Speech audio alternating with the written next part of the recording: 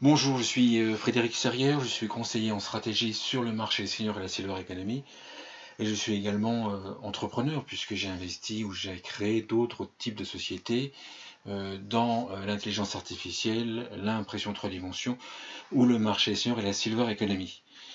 Dans cette vidéo, je voulais vous présenter une étude que nous avons réalisée sur les seniors et l'alimentation, réalisée en février 2018 en partenariat avec Aging Fit. Aging Fit est un événement sur le bien vieillir, sur la Silver Economy et la santé, un événement international qui s'est déroulé en février à Nice et dont le prochain sera en 2019 à Lille.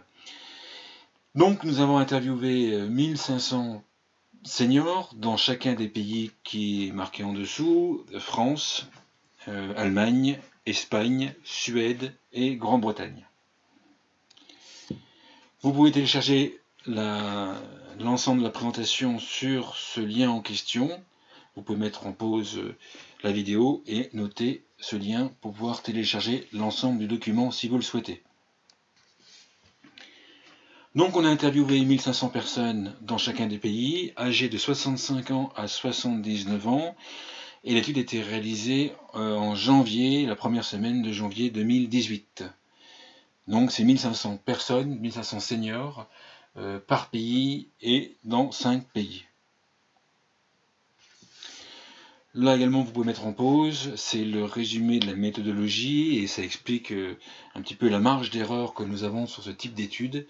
Marge d'erreur qui bien sûr est plus importante sur un pays comme l'Allemagne puisqu'on a le même nombre de personnes interviewées par pays, et marge d'erreur qui est plus faible en Suède puisqu'il y a moins d'habitants en Suède et que nous avons interviewé autant de personnes en Suède qu'en Allemagne. Donc, qui nous sommes? Nous sommes un cabinet de conseil en stratégie sur le marché senior. Moi, j'y travaille depuis les années 2000, donc ça fait pratiquement 20 ans. Conseiller en stratégie. Donc, vous pouvez voir sur notre site globalagingconsulting.com ce que nous faisons. Nous sommes présents à Berlin. Nous sommes d'abord français originellement. Nous sommes à Grenoble, Berlin, Grande-Bretagne, New York et Japon en propre.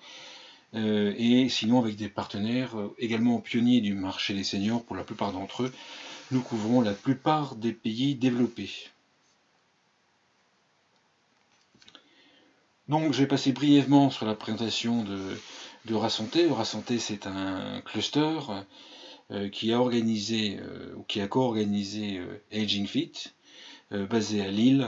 Je vous laisse lire, et vous pouvez bien sûr chercher sur internet ou sur leur site internet eurasanté.com, où vous verrez que c'est un cluster qui est très très fortement développé sur la partie santé, et il travaille depuis de nombreuses années sur la Silver Economy et la santé. Donc un cluster vraiment à visiter. Je vous présente, comme je l'ai fait dans d'autres vidéos, d'abord les conclusions et ensuite je vais détailler slide partial, question par question, les réponses des seniors. Donc on a des conclusions. 38% des seniors disent qu'ils mangent de manière très équilibrée, ce qui est assez important. Donc c'est eux qui pensent qu'ils mangent de manière très équilibrée. 77% des seniors disent qu'ils mangent de manière plus équilibrée durant les 3 dernières années. En fait, qu'ils ont mangé de manière plus équilibrée durant ces 3 dernières années. Et quand on leur pose la question qu'est-ce qui est important pour vous dans l'alimentation, ils répondent le plaisir, la santé et le prix. Effectivement, on s'aperçoit qu'un produit alimentaire pour les seniors qui serait basé uniquement sur la santé, sans le plaisir, donc sans le goût, sans la texture, sans le goût, aura moins de chances de se vendre ou d'être accepté, sauf si c'est de manière contrainte par un médecin par exemple. Très peu ont la sensation d'avoir une perte d'appétit. Effectivement, ça arrive progressivement, mais en vieillissant, effectivement, l'appétit a tendance à diminuer, et ça commence à être assez jeune d'ailleurs. Et donc, comme ça arrive progressivement, je pense que c'est cette raison-là, ils qu'ils ne se rendent pas bien compte qu'ils ont perdu la sensation. Quand on leur pose la question s'ils étaient intéressés par des produits spécialement conçus pour les seniors, en grande majorité, ils disent dans tous les pays qu'ils ne sont pas intéressés par des produits qui sont spécifiquement dédiés aux seniors. Donc là, je parle bien sûr de produits alimentaires, mais on retrouve ce constat dans d'autres secteurs d'activité, bien sûr. Grosso modo, il y a environ 30% des seniors européens, plutôt mi-rural et plutôt moins aisés, et plutôt dans le sud de l'Europe, qui acceptent d'être appelés par les seniors, par le terme senior, mais pas les autres. Et quand on leur pose la question, qu'est-ce que vous ferez quand même acheter un produit qui est conçu pour vous, les seniors, ils disent, il nous faut une réduction. Donc effectivement, c'est un petit peu ce qu'on retrouve en France avec la carte senior SNCF. Ils sont d'accord d'avoir la carte senior SNCF, d'être appelés seniors pendant un petit moment pour avoir le bénéfice d'une réduction. Ils demandent également que les bénéfices soient prouvés, ou alors ils pourraient également acheter et consommer ce type de produit alimentaire à condition que ce soit recommandé par un médecin.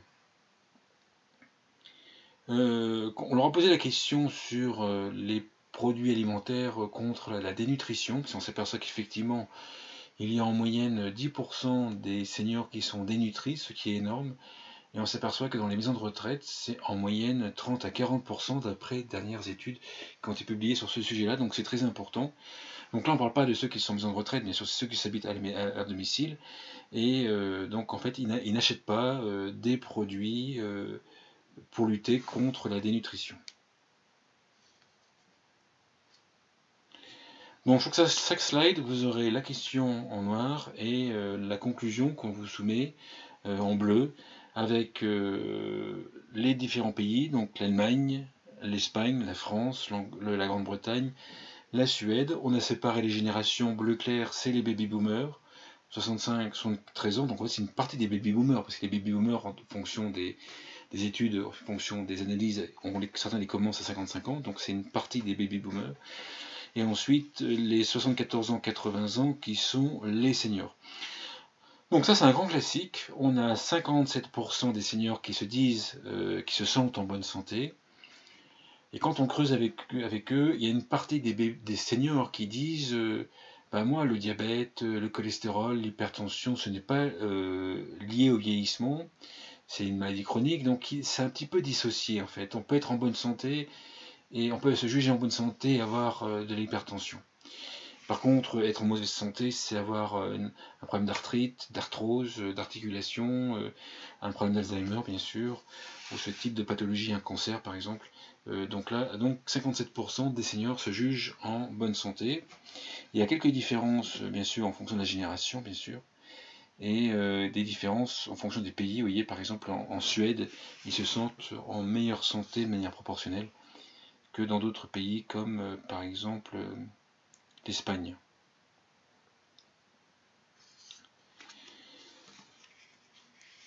Donc, est-ce que vous mangez dans une manière équilibrée? Donc Europe 5, je n'ai pas précisé, mais c'est la moyenne pondérée des 5 pays, Suède, Grande-Bretagne, France, Espagne et Allemagne. Donc c'est pas vraiment l'Europe, mais c'est l'Europe des 5 pays que sur lesquels nous avons mené l'étude. Donc là également, il y a des différences. Donc effectivement, ils jugent à 38% manger dans une manière très saine. On s'aperçoit qu'effectivement, les baby-boomers se disent manger très équilibré, plus que les seniors. On retrouve ça ici, là. Et après, on voit qu'il y a quand même des différences dans les pays. En Allemagne, ils déclarent manger très équilibré. Alors moi qui habite à Berlin la plupart de mon temps, on est toujours étonné par ce genre de chiffres, sachant l'alimentation qu'on peut trouver en Allemagne. Est-ce que durant les 3 dernières années, vous avez mangé de manière plus équilibrée? Est-ce que vous avez décidé, est-ce que vous avez changé vos habitudes de consommation alimentaire? Et est-ce que vous mangez plus équilibré? Donc là, 77% disent qu'ils ont mangé plus équilibré. Donc là, oui, ça c'est la moyenne des seniors. Ah non, attendez. Là, c'est effectivement, donc là, c'est par pays, mais c'est aussi, on leur a mis une échelle sur totalement d'accord, de temps en temps, pas du tout d'accord, et ne se prononce pas. On s'aperçoit quand même qu'ils déclarent manger plus équilibré qu'auparavant. Donc là, il y a plusieurs choses à dire. On s'aperçoit que les aidants, ceux qui sont aidantes, qui ont un parent dépendant, une partie d'entre eux ont tendance à se rendre compte des difficultés de leur maman ou leur papa, et donc en fait, ils ont tendance à manger de manière plus équilibrée. Puis également, en fait, l'espérance de vie en bonne santé, donc sans problème de santé important, en France, c'est 64 ans. Donc on s'aperçoit qu'effectivement, ils sont au-delà de 64 ans et donc ils ont peut-être eu des problèmes de santé et ils font plus attention à ce qu'ils mangent et ils mangent de manière plus équilibrée.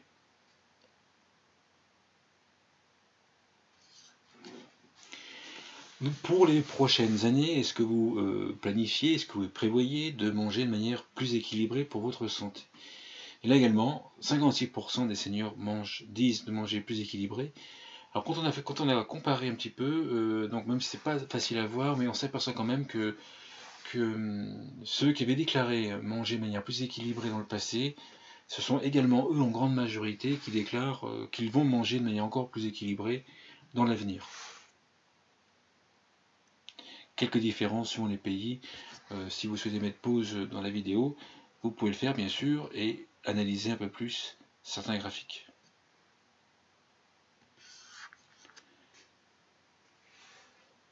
Ensuite, on leur a posé la question sur différents comportements de consommation alimentaire.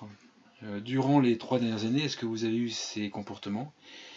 Donc il y a une échelle qui est oui, totalement d'accord, plutôt pas d'accord, pas du tout d'accord et ne sait pas.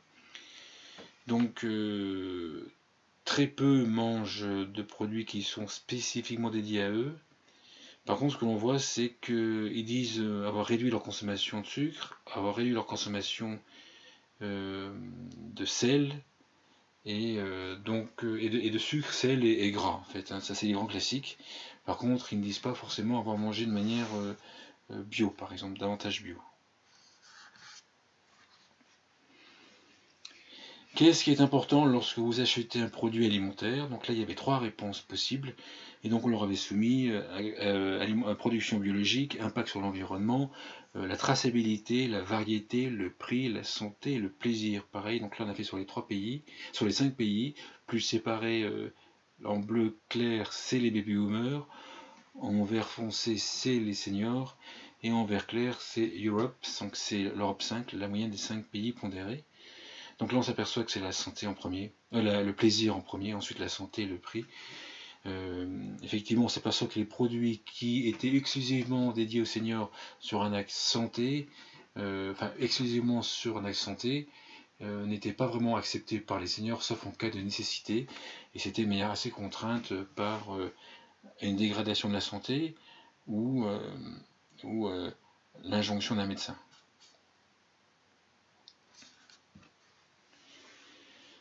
Pensez-vous avoir commencé à perdre votre appétit ou votre sensation d'appétit?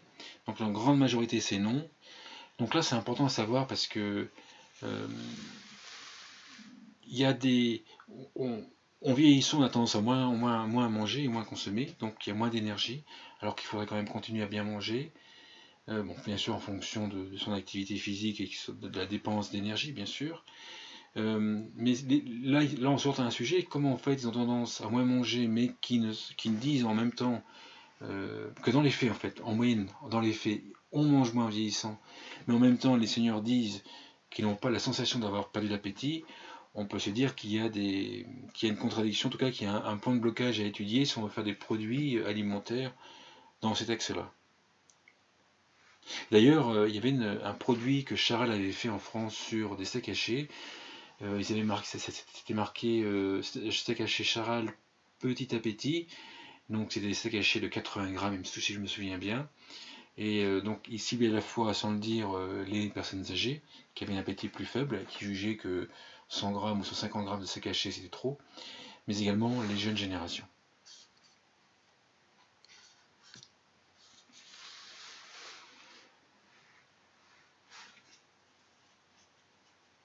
Là, on leur a posé la question au niveau intellectuel. Vous voyez, on leur a d'abord posé la question est-ce qu'ils ont la sensation d'avoir perdu l'appétit? Et là, on leur pose de manière intellectuelle est-ce que vous êtes d'accord avec la phrase suivante? En vieillissant, il est possible de perdre l'appétit et la soif. etc. Donc en fait, et que ça c'est sous-évalué. Donc là, pareil, on s'aperçoit qu'ils sont plutôt d'accord et très fortement d'accord que en vieillissant, on perd l'appétit.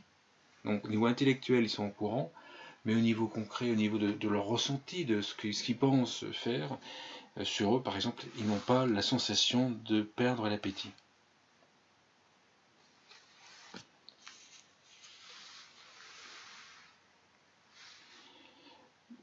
Que pensez-vous de la citation suivante? 10% des personnes de plus de 75 ans vivant à domicile sont dénutries. Et donc là, en fait, là également, ils disent que le chiffre paraît correct. Donc comme le chiffre est jugé assez faible, même s'il est très important quand même dans les faits, 55% sont d'accord pour dire que 10% des personnes âgées sont dénutries, et notamment à domicile.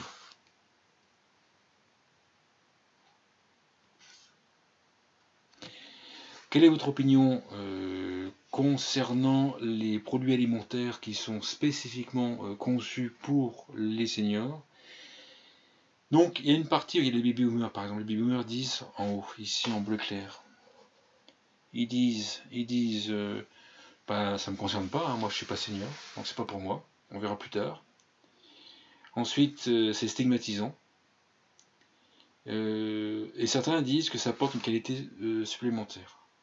Oui, il y a quand même un fort refus des produits alimentaires qui sont conçus pour les seniors. Alors, ça ne veut pas dire qu'il ne faut pas en faire, et ça ne veut pas dire qu'il ne faut pas appeler son produit senior. On préfère des sandwichs seniors. La question, est plus complexe que cela. Il y avait quelques années, à Dijon, il y avait une entreprise qui voulait faire un pain senior. Alors effectivement, si on dit un pain senior, et puis qu'on le distribue en boulangerie, d'ailleurs c'était plutôt des brioches, et si on le distribue en boulangerie, on va s'apercevoir qu'une grande majorité des boulangers qui connaissent leurs clients ne vont pas proposer le pain senior et dire à leur cliente qui est très âgée, ouais, bonjour madame, je vais vous proposer un pain senior. Et en fait, il va y avoir une boulanger va pas oser le faire parce qu'il va sentir qu'il dénigre un petit peu son client. Donc ça c'est une des raisons, mais pas la seule, qui font que ces produits n'étaient pas utilisés. Par contre, si on fait un produit alimentaire bio et que l'on met dans un rayon bio, on s'aperçoit la chose suivante, c'est que lorsque vous allez dans un rayon bio, j'imagine que vous y êtes déjà allé, les premières fois ou dans certains rayons, les marques ne sont pas très connues. Et donc en fait, on passe beaucoup de temps à comprendre qu'est-ce qui est quoi et de quelle marque, et les différences entre les différentes marques, les différentes quantités, les différentes productions. Là, on s'aperçoit que si on avait un produit, par exemple les pâtes senior ou les protéines senior, ou ce genre de choses, on s'aperçoit qu'on pourrait. Là, dans ce cas-là, ça serait le mot senior au singulier serait un facteur différenciateur et en tout cas permettrait d'attirer le regard dans un rayon avec des produits qui ne sont pas forcément bien connus des seniors et même de nos générations plus jeunes.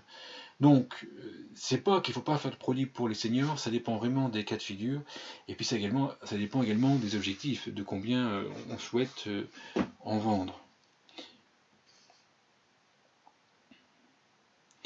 Qu'est-ce qui vous ferait quand même acheter un produit spécifiquement désigné conçu pour les seniors? Là, on voit que c'est une remise sur le prix. On voit d'ailleurs que c'est les seniors qui disent cela ici, majoritairement, par rapport aux baby boomers. Il faut que ce soit une recommandation du médecin, ou alors qu'il y ait un bénéfice prouvé. D'ailleurs, il risque même de faire en sorte qu'il faut les trois. C'est qu'en fait, il faut une réduction, il faut la recommandation d'un médecin. Ça fait penser qu'il y a il y a des biscuits hyper protéinés qui sont vendus en pharmacie. Donc ça, c'est remboursé. On s'aperçoit que certains seniors vont les consommer parce que justement, ils sont remboursés.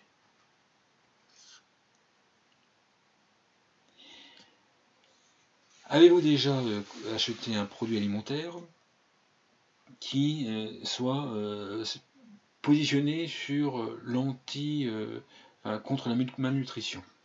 Donc ça peut être, on ne dit pas bien sûr comme ça, mais ça va être des produits qui sont hyper protéinés pour lutter contre la fonte des muscles en vieillissant. Donc là, la majorité, bon, bah, il n'y a pas beaucoup monté, hein, c'est non. Ça c'est logique. En fait, il n'y a pas de il n'y a pas de prévention par rapport à la nutrition, par rapport à des produits spécifiques. Et ensuite, on s'aperçoit qu'une grande partie des seniors dit, enfin une partie des seniors dit, je n'arriverai pas à dire le chiffre, ils disent que les protéines, on peut les trouver ailleurs, dans la viande, dans d'autres types de produits, et qu'on n'a pas forcément besoin des produits contre la dénutrition. La dénutrition a une définition, hein. C'est une perte, alors je ne sais plus le chiffre, mais c'est une forte perte de la masse musculaire et du poids pour dire qu'une personne est dénutrie. C'est pas parce qu'on perd 2 kg sur 80 qu'on est dénutri, c'est beaucoup plus que ça.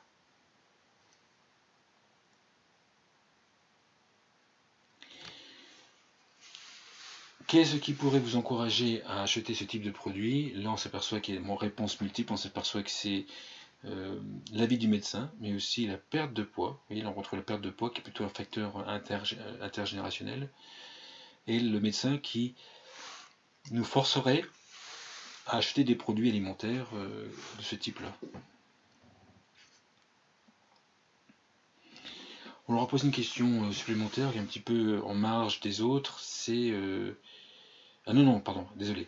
En imaginant que vous achetiez ce type de produit alimentaire, où est-ce que vous iriez? Donc en fait, comme c'est des produits, là on parle des produits hyper protéinés par exemple, hein, contre la dénutrition des personnes âgées, donc on s'aperçoit que c'est...